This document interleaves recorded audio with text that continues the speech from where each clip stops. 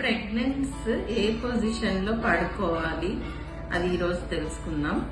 ప్రెగ్నెన్స్ మామూలుగా 3rd month తర్వాత నుంచి లెఫ్ట్ లేటరల్ పొజిషన్ అంటే ఎడమ వైపు పక్కకు తిరిగి పడుకుంటే చాలా మంచిది.